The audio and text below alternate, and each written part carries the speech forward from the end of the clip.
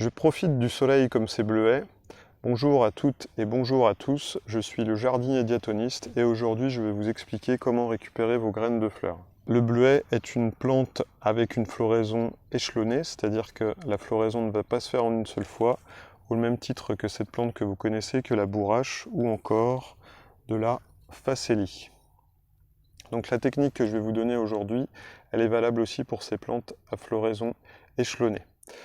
Je reviens au bleuet. Le bleuet est une plante messicole au même titre que le coquelicot, c'est-à-dire une fleur des champs qui s'est adaptée aux pratiques de l'agriculture. Ce sont des archéophytes. Elle est aussi de la famille des astéracées, avec un capitule, une inflorescence avec des fleurons, comme le dahlia. Elle supporte les sols secs, chauds, donc la sécheresse, il n'y a pas de problème, surtout en ce moment. Elle est nectarifère et mellifère, donc elle va nourrir et attirer les pollinisateurs au jardin. Elle peut avoir des fleurs qui soient roses, mais aussi violettes, ça c'est un peu plus rare, ou blanches, de mai jusqu'à octobre. Pour récolter ces graines au bon moment, il faut qu'il y ait 50% des inflorescences qui soient sèches. Pour repérer ce moment, c'est assez simple, c'est lorsque les premières fleurs ont commencé à fleurir et les capitules, les graines sont tombées. Là, c'est le moment où il faut y aller. Quand est-ce qu'il faut y aller? Plutôt le matin à la rosée, parce que l'après-midi, qu'est-ce qui se passe? En fait, la sève va redescendre et le taux de remplissage de vos graines va être moins important. Et en plus, on va avoir un égrainage qui va se réaliser. Donc on va passer à côté d'une très bonne récolte. Il faut savoir que les plantes à floraison échelonnée ont 3 phases. Une première phase où elles fleurissent peu, elles montent à graines peu. Et après, donc, il faut tomber sur les 50%. Donc pour récolter du bleuet, c'est simple, il faut couper la tige, d'accord, donc au-dessus du collet, et après on les suspend pas en l'air, on les suspend en haut, et on peut les mettre dans un bac d'eau pour qu'elles finissent de mûrir pendant quelques jours à une semaine. Et après vous pouvez aussi récolter vos capitules un à un, comme ceci, voilà, et prendre vos graines, et si elles sont matures, c'est quand vous appuyez dessus, ça fait une marque, mais elle n'éclate pas, d'accord. Donc là, j'ai un capitule avec mes graines dedans. Donc il y a différents stades. À la fin de la vidéo, je vais mettre une cinématique à propos de l'évolution du stade. Là, c'est trop tard. Donc au niveau de la couleur, on peut aussi repérer les différents stades. Donc quand les capitules sont bien secs, vous les faites sécher. Une fois que vous les avez extraits, quelques jours sur des clayettes ou dans des sacs papier, hein, bien ventilés à l'ombre. Et donc vous récupérez vos graines et vous les mettez dans un papier craft avec une étiquette, la date, l'espèce, la variété, par exemple, il y a des variétés. Là, il n'y a pas de variété pour Cyanus. Vous les mettez au frigo. La qualité de la graine s'apprécie souvent sur le poids de 1000 grains. Vous pouvez faire la vérification en comptant vos graines et en les pesant. Donc vous allez peser par exemple 250 graines, et normalement pour 250 graines, on va avoir un poids d'1 gramme. Donc 4 grammes pour 1000 graines, un PMG de 1000 graines. PMG normal pour des graines viables. Donc ne pas récolter en fin de saison. Pourquoi pas en fin de saison aussi? Parce que vous avez moins de photosynthèse, moins de pollinisation, moins de formation d'étamines. Donc des graines plutôt vides, peu viables et avec une faculté germinative moindre.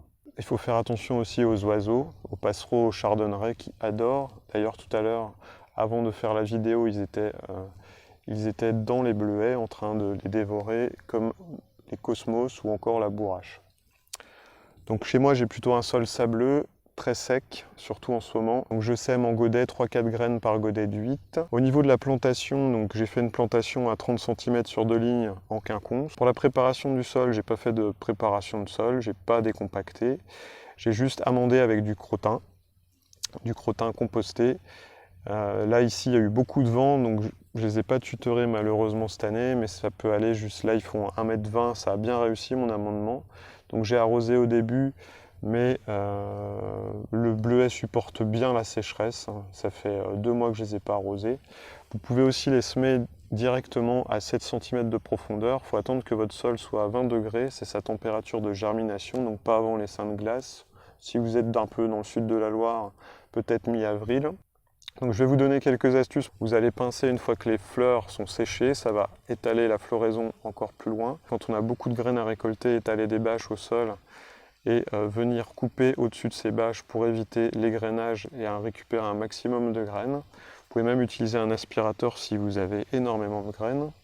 Donc pour rappel, toujours le faire, toujours à la rosée, pas l'après-midi. Attention s'il y a eu des jours de pluie la veille, évitez d'avoir une bâche remplie d'eau. Pareil sur la bâche, faire attention aux oiseaux et aux souris. Si vous voulez éliminer les bioagresseurs de vos graines, comme type des coléoptères comme le charançon, vous les passez 48 heures au congèle.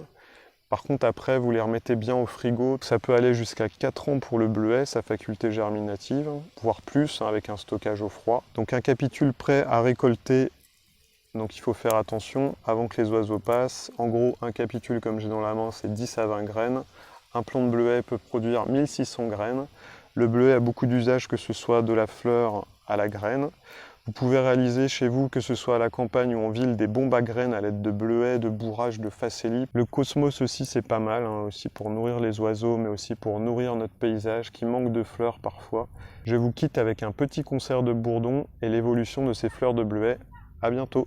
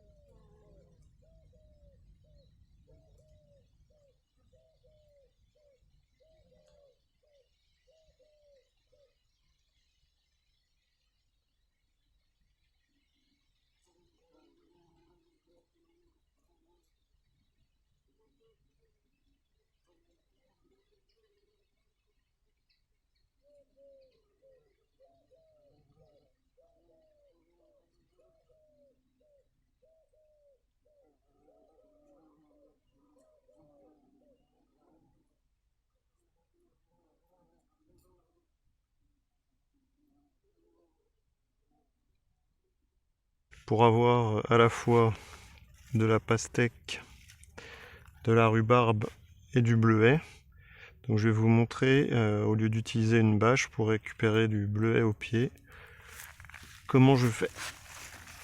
Alors là, j'ai une canne, je vais récolter. Là j'ai les petites pastèques, et ici j'ai la feuille de rhubarbe que je vais utiliser en purin. Et là à l'intérieur j'ai mes graines de bleuet que je vais récupérer dans mon petit pot. Hop. J'en ai une belle quantité. Et voilà. Aujourd'hui j'ai récolté de la rhubarbe, des graines de bleuet, et bientôt je vais récolter aussi des petites pastèques qui sont visibles sur là, au niveau de la 6e et 7e feuille. Après là on retrouve de la fleur. On retrouve de la fleur, fleur mâle, étamine, fleur femelle donc fruit. À bientôt.